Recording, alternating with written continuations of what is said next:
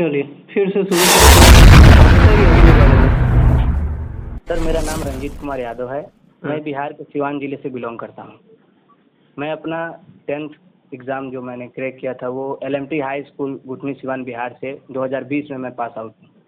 उसके बाद 12th मैंने LMT हाई स्कूल गुठनी सिवान बिहार से इंटर कॉलेज से ही किया था। 2022 में मेरा 12th कंप्लीट हो गया। उसके बाद मैंने diploma in fire and safety का 1 ईयर का कोर्स किया national academy of safety professional Muzaffarpur से। ठीक। बस सर। और कौन कौन सा टॉपिक आप पढ़ लिए हैं? सर स्काफोल्डिंग हो गया, वर्क एंड हाइट हो गया, एक्सकावेशन हो गया, लिफ्टिंग शिफ्टिंग हो गया, फिर अब हॉट वर्क हो गया और भी बहुत सारे पूरा एक topics हैं। साल आपने पढ़ाई किया है ना? जी सर।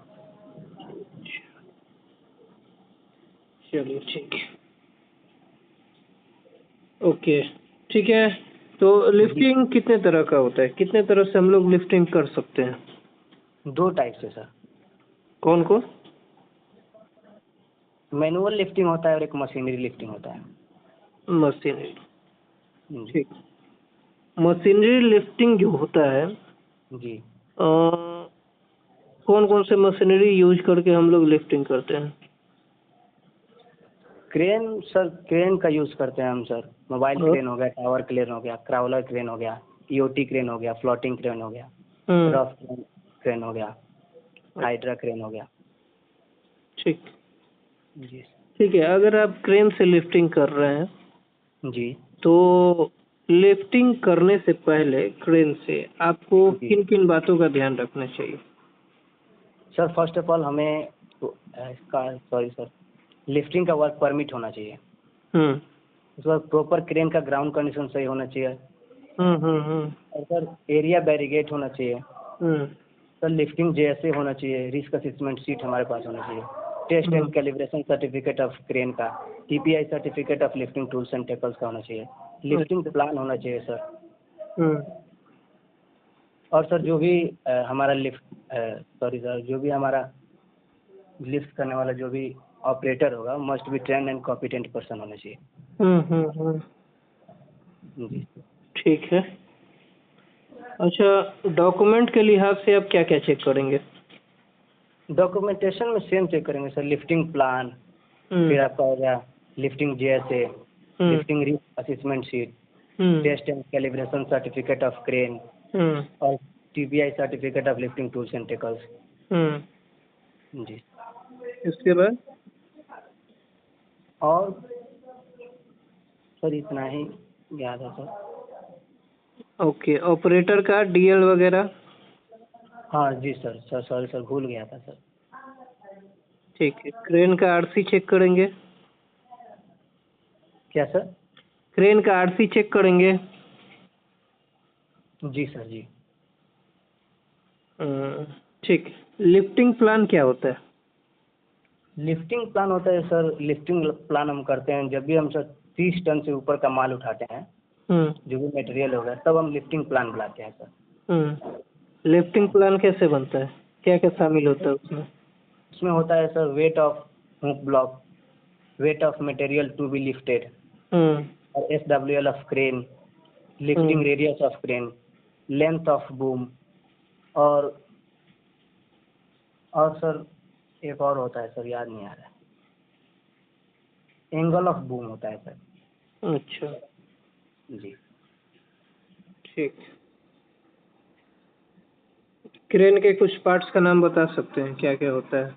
जी अगर सर। आपको चेक करने के लिए चेक पॉइंट क्या क्या चेक करेंगे क्रेन के लिए? हाँ सर, बीकॉन लाइट चेक करेंगे, काउंटर वेट चेक करेंगे, हम्म फिर आपका बूम एंगल इंडिकेटर चेक करेंगे, हम्म वाइस्ट वाइस्ट लिमिट स्विच चेक करेंगे, वाइस्ट स्ट्रोक चेक करेंगे, हुक चेक करेंगे, हुक लैच चेक करेंगे हम्म और बूम लिमिट स्विच चेक करेंगे। हम्म। जी। स्विंग रेडियस क्या होता है? स्विंग रेडियस होता है सर जो भी हमारा मटेरियल हो गया और क्रेन के बीच का जो रेडियस होता है वो स्विंग रेडियस होता है। उससे जैसे स्विंग रेडियस। क्रेन जो लिफ्ट होता है ना एक जगह से अनदर प्लेस पे, तो वो जो एरिया होता है वो स्विंग रेडियस होता है। क्या क्या खतरा देखने को मिलता है ट्रेन ऑपरेशन के समय? सर सबसे पहला खतरा होगा कि fall of material during lifting hmm और सर क्रेन, जो क्रेन बूम है, angle of crane boom, overturning of crane boom, working under hanging load, poor communication between crane operator and signal man, और sir working under untrained crane operator, अच्छा, not using outrigger to provide stability, inadequate inspection of maintenance, to use damaged lifting tools and tackles. हाँ sir. ठीक। Critical lifting क्या होता है? Critical lifting जी sir, दो crane से जब कोई मटेरियल को उठाया जाता है उसको हम क्रिटिकल लिफ्टिंग बोलते हैं। ठीक। और टेंडम लिफ्टिंग किसे बोलते हैं? सेम को सर, क्रिटिकल लिफ्टिंग को ही टेंडम लिफ्टिंग बोलते हैं। ओके, ठीक। क्रेन कितने तरह के होते हैं? कितने तरह क्रेन के कितने टाइप्स को आप जानते हैं? सर 8 टाइप्स के शायद हमने क्रेन जानते हैं। एक कौन मोबाइल कौन? क्रेन आपका होता है, tower crane, crawler crane, EOT crane, rough terrain crane, hydra crane, hydraulic jack crane, और एक आपका होता है मेन लिफ्ट होता है सर, फ्लोटिंग क्रेन होता है। अच्छा, जी चलिए ठीक है, बढ़िया है। जी अगर मैनुअली आप कोई चीज़ लिफ्टिंग करते हैं, जी ठीक है, तो उस समय किन किन सेफ्टी के लिहाज से आपको कौन कौन से बातों का ध्यान रखना पड़ता है? अगर आपकी साइट पे हाँ कोई वर्कर मैनुअली कोई चीज़ को लिफ्ट कर रहा है, तो आप सेफ्टी के पॉइंट ऑफ व्यू से क्या क्या चेक करेंगे? क्या क्या उन्हें प्रिकॉशन के रूप में बताएंगे? Precaution sir, working of trained rigger होना चाहिए, और सर डी साइकिल आपका प्रॉपर तरीके से वर्क करना चाहिए। Manually sir manually, sorry sir, अभी चैन पुलिंग ब्लॉक आपका चेक करेंगे, हुक चेक करेंगे, हुक लैच चेक करेंगे, और TPI certificate of lifting tools and tackles. जी सर। अपर हुक भी चेक कर लेंगे, लोअर हुक। जी, स्लाइड पेन पे आपका। जी सर। ठीक है। मान लीजिए हाइड्रा से अगर किसी तरह का कोई लिफ्टिंग का काम हो रहा हो, ठीक है, जी जी one place to another place अगर कोई चीज़ जा रहा हो, जी तो उस बीच आपको क्या क्या सेफ्टी देखना होता है? सर, उस बीच जो भी एरिया है हमारा, सबसे पहले वो बैरिगेट होना चाहिए। और सर जो भी हमारा क्रेन ऑपरेटर है वो ट्रेंड होना चाहिए, उसके पास सर्टिफिकेट होना चाहिए, लाइसेंस सर्टिफिकेट।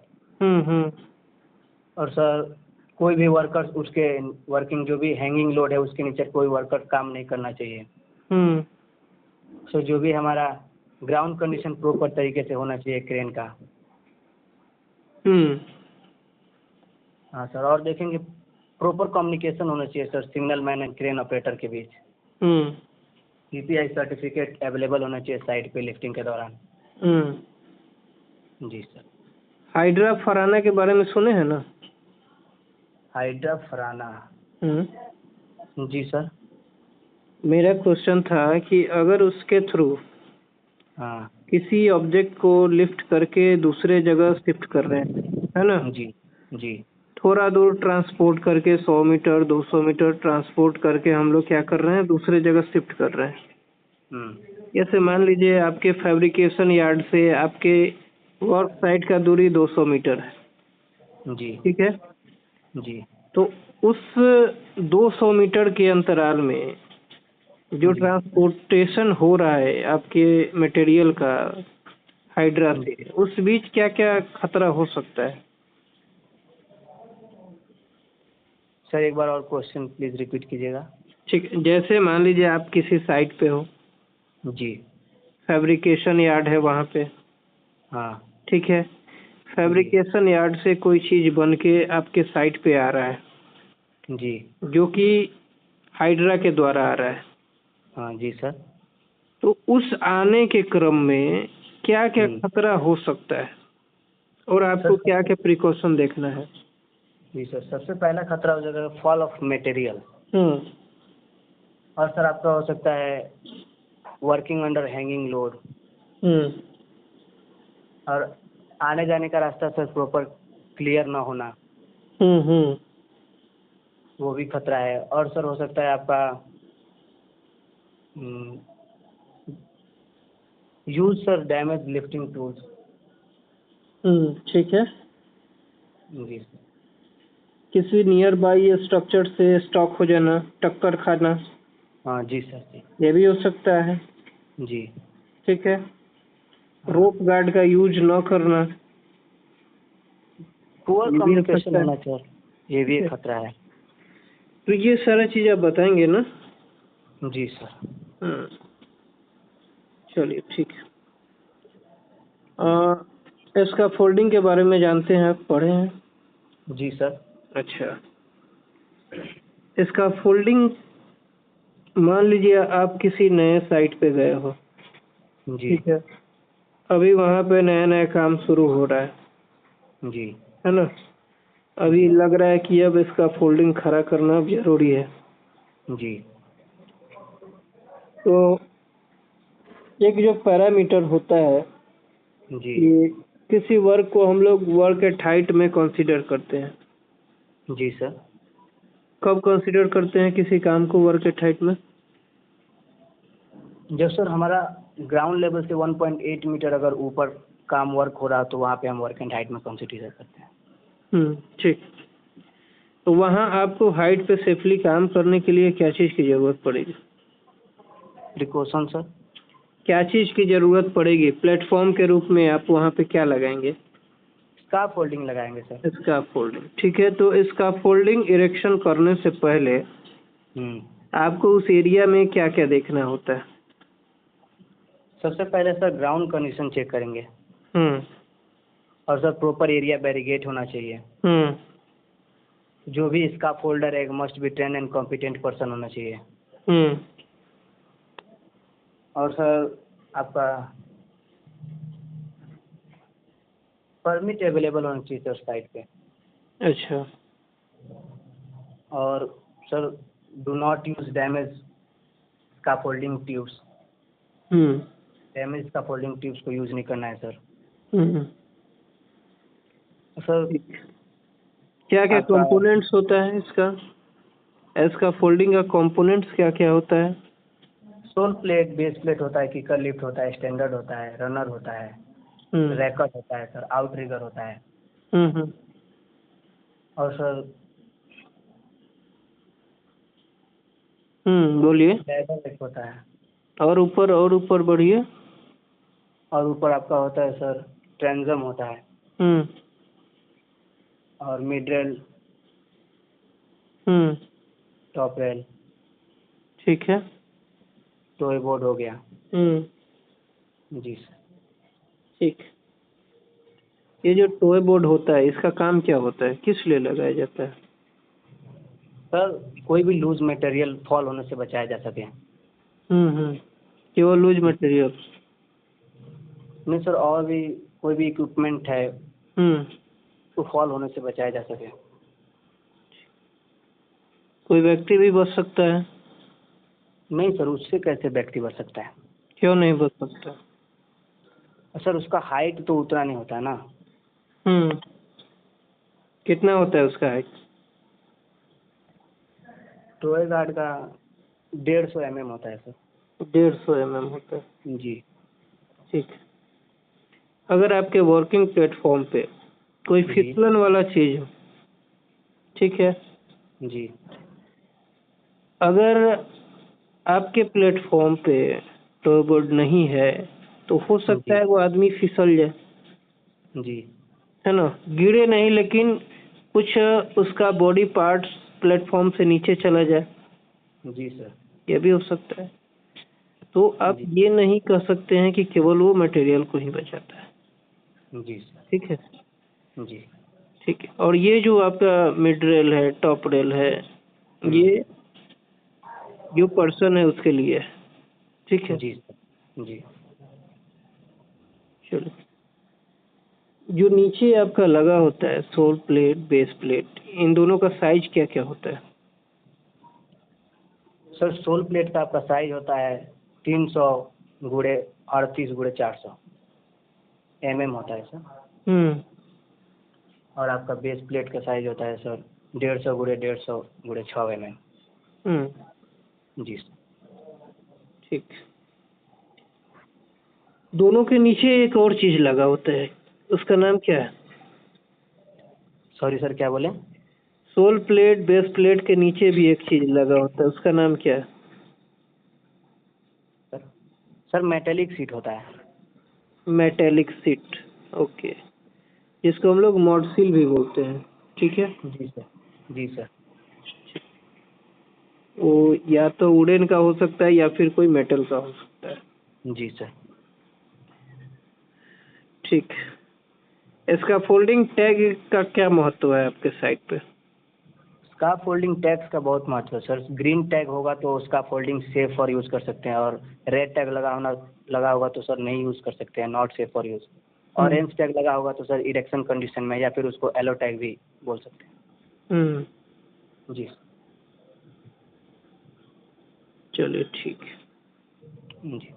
और कौन कौन सा टॉपिक आप पढ़ाई किए हैं? और भी सर बहुत सारे टॉपिक है, कन्फाइंड स्पेस हो गया। हॉटवर्क के बारे में क्या पढ़े हैं? हाँ जी सर, पढ़े हैं। Gas cutting set, gas cutting set के बारे में क्या जानते हैं आप? गैस कटिंग सेट के सर बारे में जानते हैं। गैस कटिंग जो होता है एक ऐसा प्रोसेस होता है जिसमें किसी भी मेटल्स को कट किया जाता है by using oxygen and combustible gas के द्वारा।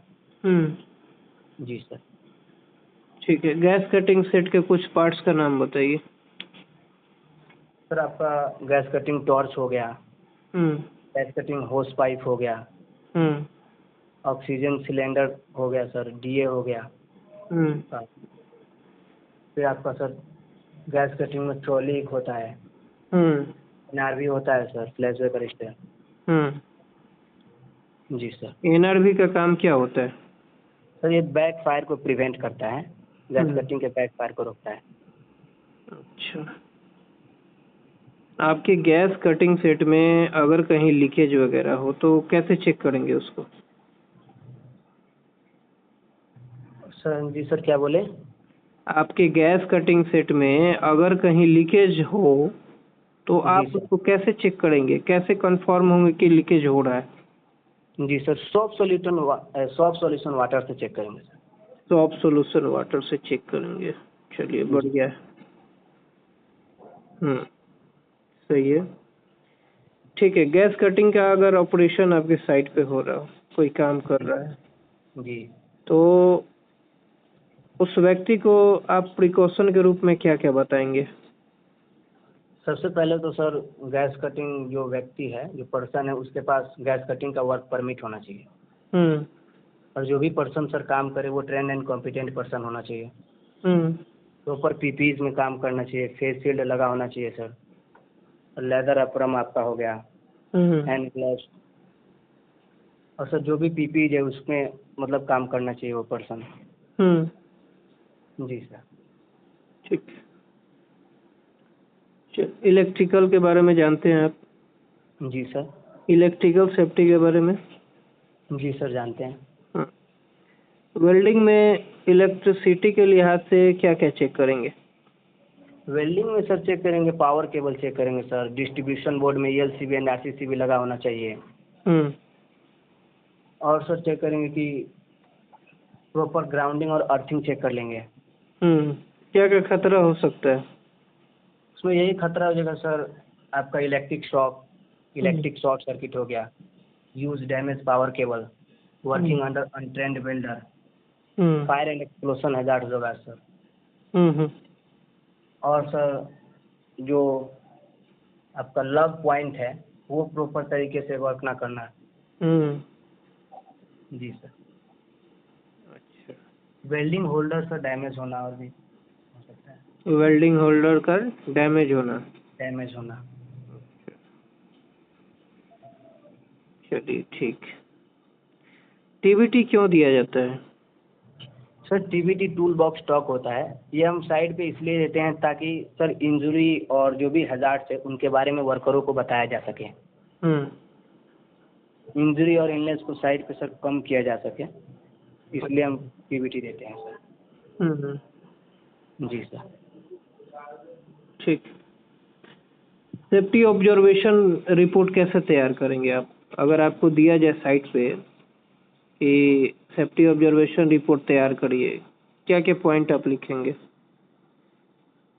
सर सीरियल नंबर लिखेंगे, डेट एंड शिफ्ट लिखेंगे सर, उसके बाद गेट पास नंबर लिखेंगे और आपका जो कैंडिडेट्स है उसका